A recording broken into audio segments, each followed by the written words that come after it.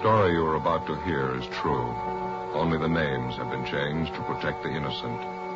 Fatima Cigarettes, best of all long cigarettes, brings you Dragnet.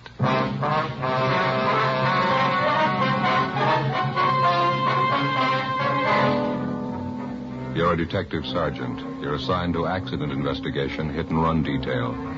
You receive a call that two elderly women have been struck down in a crosswalk by a hit-and-run driver. The women lie in Georgia Street Hospital. Their condition is critical. Your job? Find the driver. In Fatima, the difference is quality. Yes, in Fatima, the difference is quality. Quality of tobaccos.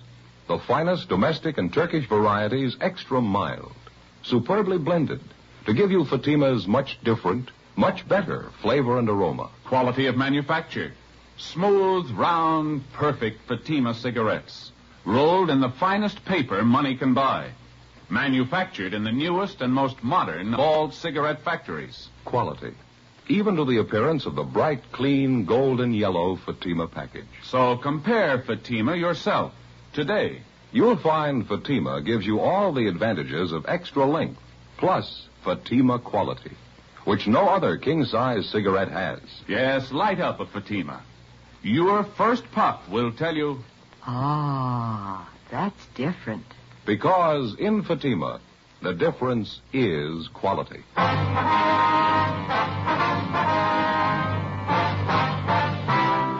Dragnet, the documented drama of an actual crime.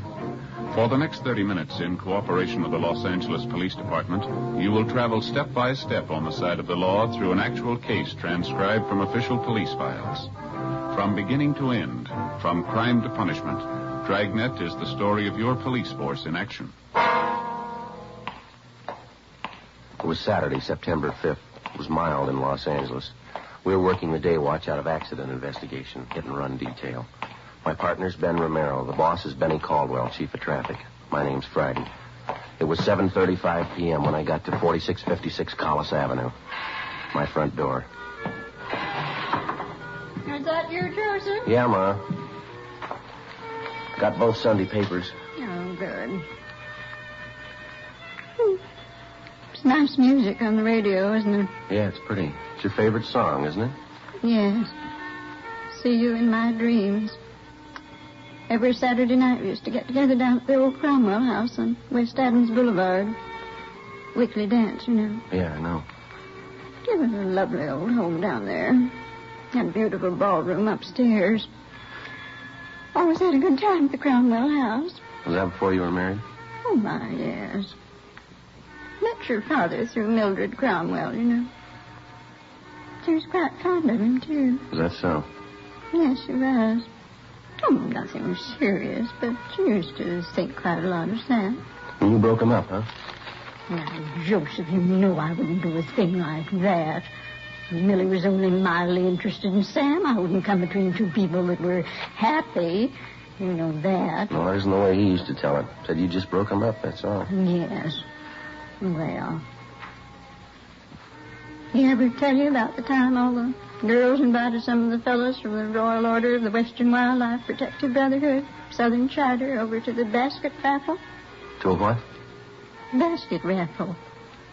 All the girls packed tasty lunches, and the boys bid for them at auction. Oh, yeah.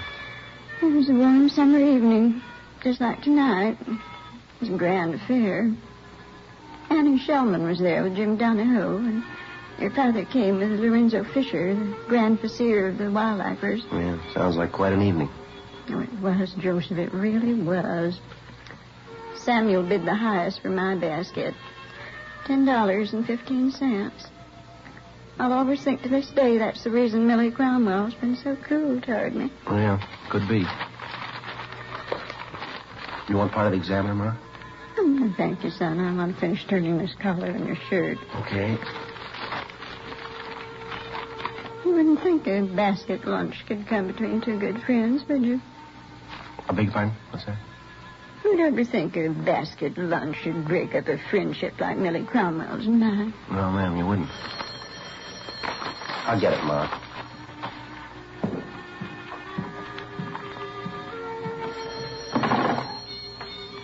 Friday talking.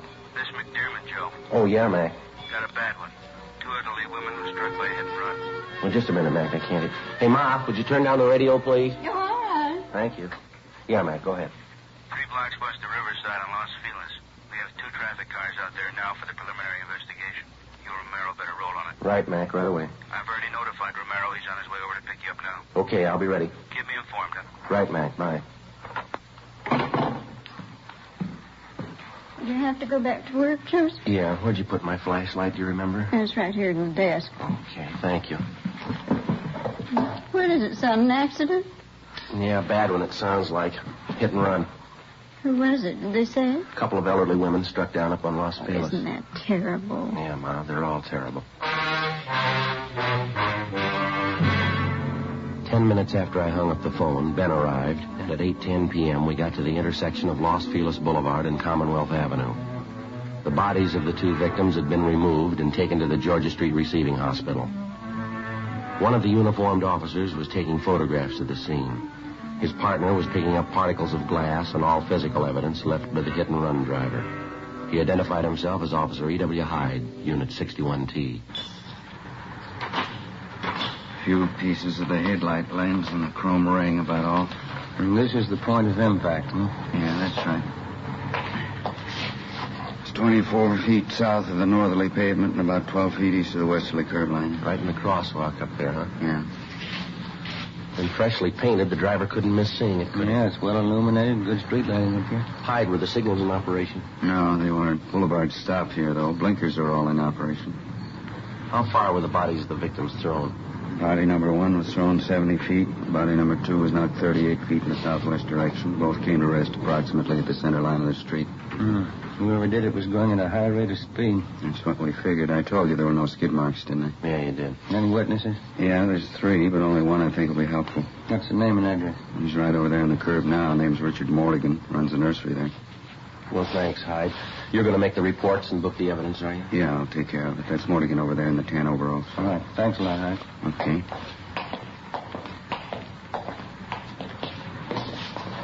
Your name, Richard Morgan, is that right, sir? Yeah, that's right. Police officers, Mr. Morgan. This is Sergeant Romero. How are you? Hi, sir. My name's Friday. We're out of accident investigation. I'd like to talk to you about the accident that just happened here. Sure was a bad one. Hope you catch those kids. Didn't even slow down. I understand you witnessed the accident. Wonder if you'd be kind enough to tell us what you saw. I was just closing up my nursery here. Just unlocked my car and was about to get in when I saw this car come shooting up Los Feliz there. Fast clip. Where were the 2 women? They were just stepping off the curb onto the crosswalk over there. I could tell they didn't see the car. I yelled, honked my horn. Guess I wasn't quick enough. It was just awful. Go on, Mr. Morgan. Well, the way that car hit those women looked to me like he knocked them 50 feet at least. Then, just like nothing at all, the car raced right on through the intersection on down Los Feliz, that way.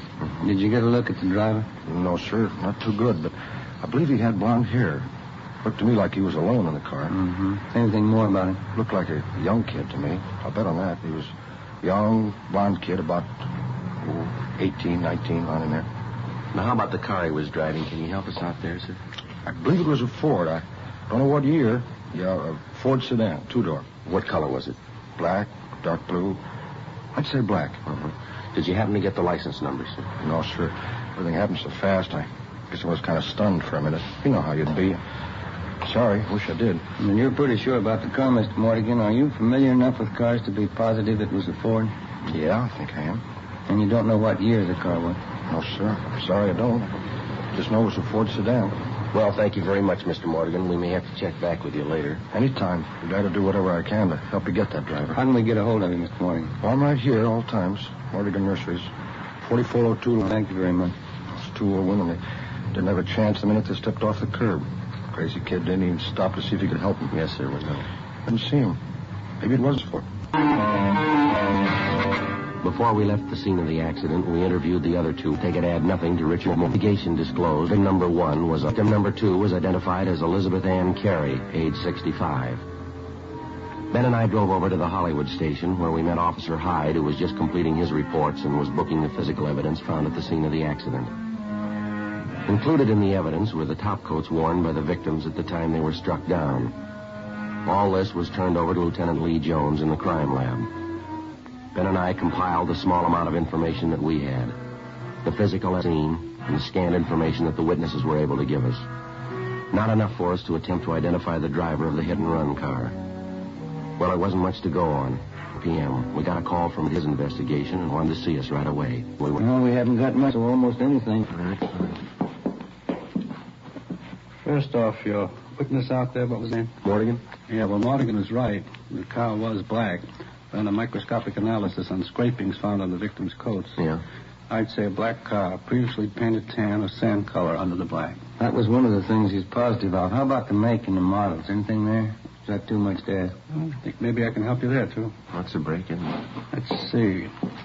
Just got back from the lighthouse. Ran a lens meter test on those pieces of broken headlight lens, and the diopter reading shows that that particular type lens was made in 1934. Well, how about the make of the car, Lee? The only company that used this type of lens was the Ford Motor Company. Pretty positive about it? Ran a spectrographic test on the chemical composition of the glass in the lens. Checks out. Well, we've got a car to work on. That's it, 1934 Ford Black. Well, thanks a lot, Lee. It's all right. When you find the car, I can tie it indefinitely for you. Well, that's fine. Oh, excuse me. Crime Lab, Jones. They're right here, Mac. Just a minute. To either one of you, it's McDermott. I'll take it, Jim. Okay. Yeah, Max Romero. Oh, when? Yeah, me too. Yeah, right. Mac just got word from Georgia Street. Yeah. Both victims. They just died. With the death of the two victims, what had only been a hit-and-run felony had now become a case of manslaughter, 2 counts. Ben and I went back to the office and met with Lieutenant McDermott. Past experience has proven to the traffic officer that the quickest and surest way to a successful prosecution of a hit-and-run case is with the full cooperation of the average citizen. A hit-and-run felony differs from the ordinary police case in that the investigating officers are not dealing with a criminal suspect. In a case of this nature, the guilty party could well be the outstanding citizen of his community. In all probability, he had no motive for a crime, only motive in running from the scene of the accident. Well, the one way to gain citizen cooperation was to acquaint him with all the details of the accident, any and all information that we had or would obtain as the case worked towards solution. 10:15 p.m., Saturday, September 5th. In addition to the emergency broadcast put out at the time of the accident, supplemental broadcasts and APBs were sent out. Ben and I then started to make up a special police bulletin. Wanted for manslaughter and hit-and-run felony. Okay. Information regarding identity of occupant of following hit-and-run vehicle. Regarding identity of occupant. Yeah. Vehicle, okay. Got it? Mm-hmm. Involved in accident resulting in death of 2 female pedestrians. Accident. Yes. Accident occurred September 5th. Approximately what time, Joe? 7:30 p.m. Right. On Los Feliz Boulevard at intersection of Commonwealth Avenue. Okay. Now, can I see what we got? Mm-hmm. Thank you. Occupant, young male, Caucasian, approximately 18 to 19 years of age. Vehicle, 1934 Ford sedan, black with tan undercoat, driven by male occupant. This car will have extensive damage to front end. Facsimile photographs of type of car wanted appear on this bulletin. We got the photos right here. Side, front, and back view. Okay, this ought to do it. Let's get it down to the printing bureau right away, huh? Yeah, auto paint shops, wrecking yards, garages, repair stations, used car lots, insurance company. The daily papers are running a spread on it in the next edition. That ought to cover it. Yeah, it's all there if it gets to the right person. Wednesday, September 9th, 10:45 a.m. The inquest of the 2 hit-and-run victims was held, and the jury returned a quick verdict of manslaughter, 2 counts, naming a John Doe as guilty. For the next 3 weeks, we received numerous phone calls concerning the black Ford sedan. All leads were checked out and failed to materialize. Cars fitting the description of the wanted vehicle were constantly being stopped and the occupants questioned. We got nowhere. Ben and I followed up on our bulletins. We checked various garages and paint shops. Used car lots were checked and rechecked. No luck. Monday, October 3rd, 2:30 p.m. We were on our way back to the office after having canvassed several wrecking yards and repair stations. I never knew they made so many black 34 Ford here. don't see how we could have overlooked anything, you. No, I don't. Something ought to break on this thing soon. We just had a little more to go on. That license number, if somebody could have seen it. Yeah, that'd help, wouldn't it? I'll get it. Traffic Friday. Hello, my name's Dan Provost. I run a used car lot, Dan's Corner at 54736 6th Avenue. Yes, sir? I'd like to talk to somebody regarding that last bulletin you sent out, September 7th this year. Well, I think maybe I can help you, sir. That 34 Ford you're looking for on that hit-and-run thing? Yeah, that's right. Young kid, blonde, says he's got some repair work for us. Yeah? I got one of my mechanics stalling him now. What's the car look like, Mr. Provost? Like the one you're looking for. The reason I called is because he says he banged up the front end. Right away, I remembered the bulletin. All right, sir. See if you can hold him there, will you? We'll be right over. I'll do my best. We'll be right there, sir. I think I've got your man for you. It took us to get to 50th Dan's Corner. We crossed over the gravel-covered lot to the rear where we found it. Yes, sir, that's right. I'm sorry. I did my best, but I couldn't hold him here without making him suspicious, but I'm sure he'll be back. How do you know? You see, he bought this car from us, says he had a little accident and wanted us to fix it up for him. I told him we would if he'd bring it in. Why do you think you left? It's only been about 15 minutes since you called us downtown. Well, he might have heard me talking to you. Well, if he did, and he's our man, I doubt very much if he'll be back. Oh, I bet he will. Blonde kid, about 19 years old, driving a black 34 Ford, just like the one you're after. Well, can you give us his name and the license number of the car? Sure, it's Curly Watson. License number, I got it right here. 9R9707. I looked it up on his contract. And this name, Curly, you have his full name? Sorry, I guess I'm a little excited. It's Wilfred E. Watson. Everybody around here calls him Curly. I'm pretty sure he's the one you want. I know that car. I bought it from us about 5 months ago. Well, it's just too bad you couldn't have detained him just a little longer, Mr. Provost. Well, like I say, you don't have to worry. He'll be back. What makes you so sure? From the way he described the damage to us, I'd say he's got about $75 to $100 worth of work on that front end. Yeah? I know he's the man you want. I'm going to be in trouble if he's not. What do you mean? Well, it was the only thing I could do on the spur of the moment like that. Yeah. That's how I know for sure he'll be back here. Well, how's that? I told him I'd fix his car free.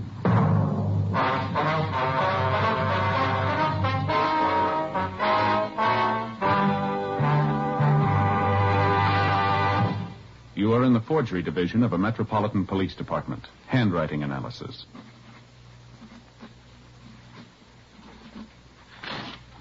All right, now write the alphabet in lowercase, please. You are listening to a handwriting expert taking an exemplar of a suspect's handwriting. Now write the numerals from 1 to 10, please. This handwriting sample will be compared with a forged signature. Side by side, two signatures may often look alike, but closer examination will prove a world of difference. You'll find the same is true when you compare king-size cigarettes. Fatimas are the same length as any other king-size cigarette, 85 millimeters.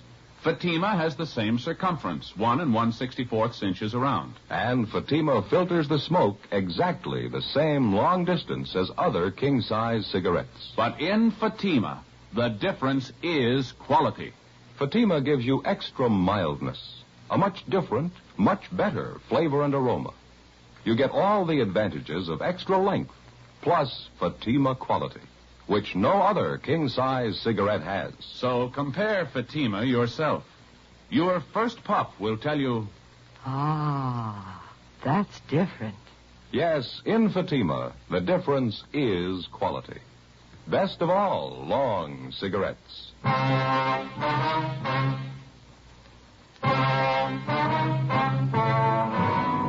We called Lieutenant McDermott and filled him in. He sent Sergeants Kilpatrick and McClendon out to relieve Ben and me and to maintain a stakeout on Dan's Corner, the used car lot, in the event the suspect should return. We went back downtown to R&I. Wilfred E. Watson had a record and was wanted by the Fresno Police Department, where he had jumped bail. The charge was grand theft. We took Watson's mugshot back to the used car lot, where he was positively identified by Dan Provost. Ben and I went to his last known address. The landlady told us that Watson had moved approximately a month ago and had not left a forwarding address. From his mama sheet, we obtained a list of his friends and associates. All efforts to locate him failed. The stakeout continued. We showed the mugshot to Richard Mortigan, the one good witness to the accident. He said he could not identify Watson as he did not get too good a look at him, but he stated that there was a possibility that he could be the man. A week went by. The whereabouts of the suspect was still unknown. Tuesday, October 10th, Ben and I were out running down a lead on Watson when we received a call to return to the office. Lieutenant McDearman met us as we got there. I put that call in for you. Anything doing there? I got a lead. I don't know how good it'll be, but we ought to check it out right away. Well, what do you got?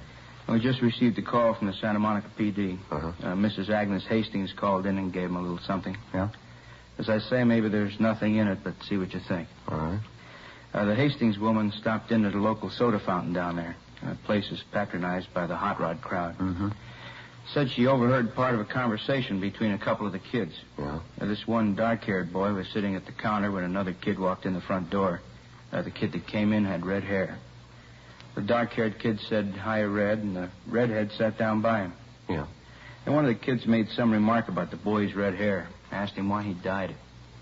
The redhead said, "Well, they're looking for a blonde, aren't they?" Yeah? It could be a little something, huh? Yeah, I thought so. Then the Hastings woman followed the red-headed boy outside and took the license number of his car. Mm-hmm. Anything there? I don't know yet. Ran it through DMV, but it's not in the file. Mark Benson's got a call into Sacramento now. Anything new on Watson? No, nothing yet. Well, where can we find this Agnes Hastings, Mac? Oh, here's the address right here. Okay, thank you. Well, that's all she had.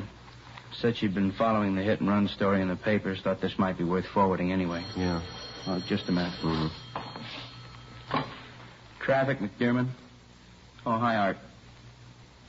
Yeah? Oh, you did, huh? Mm-hmm. Yeah, I see. Uh-huh. Yeah. Yeah, right. Bye. That was Art Kilpatrick. He and McLendon picked up Watson. Yeah? Anything? They're bringing him in now. They say this Watson denies the hit and run. Jones will check his car over, then we'll know a little more. Well, there's not much we can do till we hear from Benson on the Santa Monica thing. Well, maybe there is. What's that? We got 2 leads. We can hope one of them's right. While waiting for the call from Mark Benson at CHP, Ben and I drove over to the police garage on South Figueroa.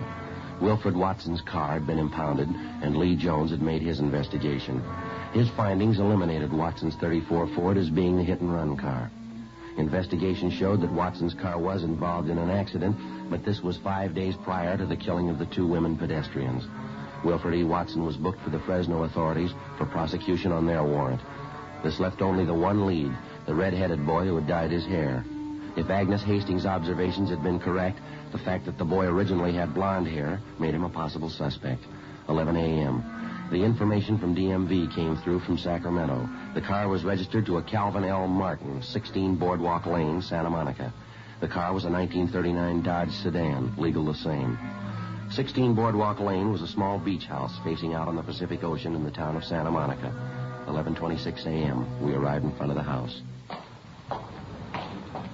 This is it, number 16. Yeah, all right, let's go up on the porch. Mm-hmm. I don't see anybody around. Looks like nobody's home. Well, let's try the bell. Mm-hmm.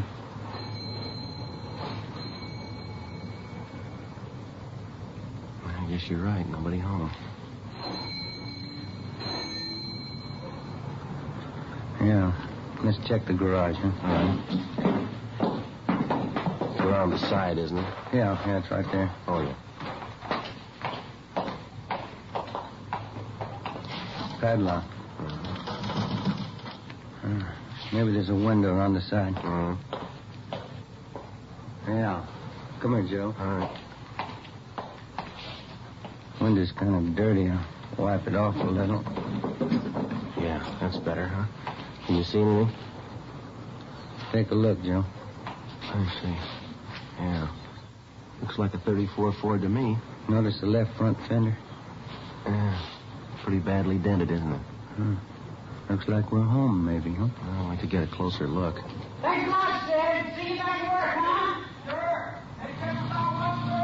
Okay. Young kid got out of a car out front. Looks like a redhead from here. Come on.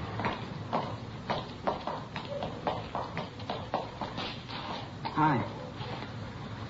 You men want something? Police officers. Yeah. Do you live here? Yes, I do. What's wrong? What's your name? Louis Martin. Who is Calvin L. Martin? My father. Why? Was he on a 1939 Dodge? Yeah, that's right. Anything wrong? Whose car is that down in the garage there? Belongs to a friend of mine. I just let him keep it in there. What's his name? Jesse. Yeah, well, Jesse what? Jesse Armstrong. Where does he live? Over on Venice Boulevard. What's the number? I don't know offhand. And you let him park his car here in your garage? You don't know where he lives? Well, I know, but I just can't think of it. I don't understand. What's wrong? You got a key to the garage? No, Jesse's got it. You don't keep a key to your own garage? No, I let Jesse keep it. You always had red hair? Sure. Why? Red on top and blonde at the roots. Is that it? I wish you'd tell me what's going on. No, Armstrong, you tell us. Well, watch it, Joe. All right. Let's hold it right here. I didn't do anything. Let me go. Well, how about it, son? That's the second time you tried to run now, isn't it? How'd you find me? Who told you? You want to tell us about it? I didn't mean to hit those two women. I was coming home from up in L.A. I was late, and I was trying to hurry to get home. I didn't see him until it was too late. Why didn't you stop? Why'd you run? I was afraid. I just couldn't face it. I thought I could get away with it, I guess.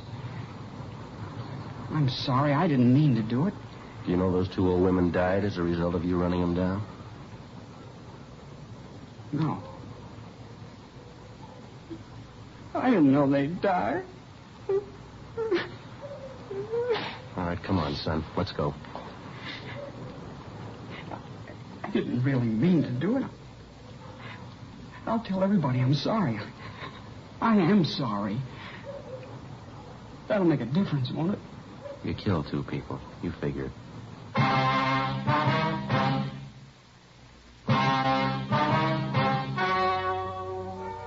The story you have just heard was true. Only the names were changed to protect the innocent. On December 17th, trial was held in Superior Court, Department 81, City and County of Los Angeles, State of California. In a moment, the results of that trial. And now here is our star, Jack Webb. Thank you. Friends, I can give you over a dozen good reasons why Fatima is the best of all long cigarettes, but I'd rather let Fatima speak for itself. That's why I suggest that you buy a pack tomorrow, and then compare Fatima with any other long cigarette. You'll find, just as I have, Fatima's extra mildness gives you a much better flavor and aroma. You get all the advantages of extra length plus Fatima quality, which no other king-size cigarette has. Ask your dealer for Fatima, best of all long cigarettes.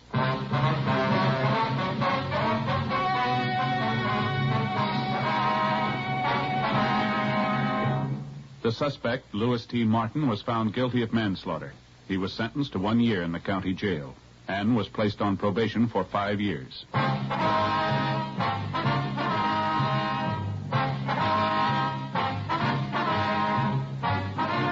You have just heard Dragnet, a series of authentic cases from official files. Technical advice comes from the Office of Chief of Police W.H. Parker, Los Angeles Police Department.